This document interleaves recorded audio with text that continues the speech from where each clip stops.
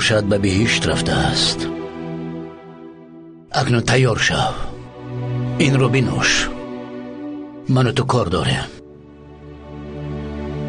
تینجی است دوستو؟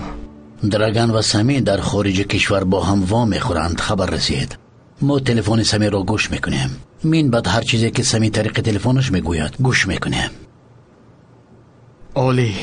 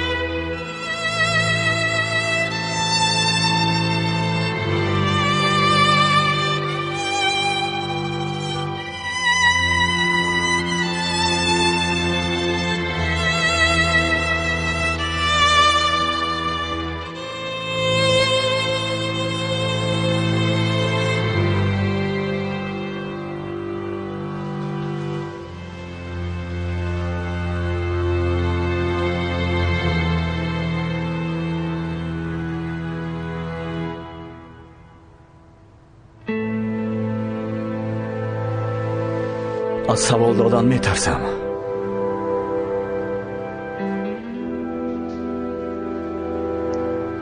هر چیزی که یافتیم جمع کردیم یابوس.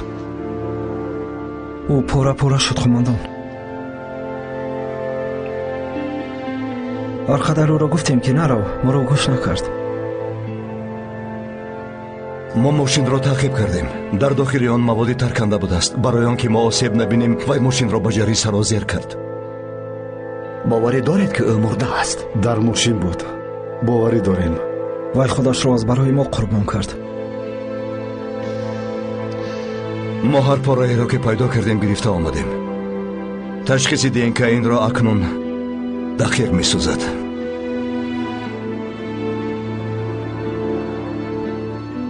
شاید او جهیده خودش را نجات داده باشد. کاش که قماندان، کاش که. این کار خیلی مشکل است،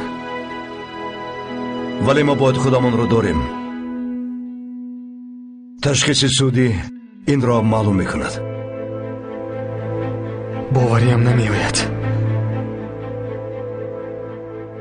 نخود کربتک مرده باشد. نتیجه تشخیص رو انتظار شویم.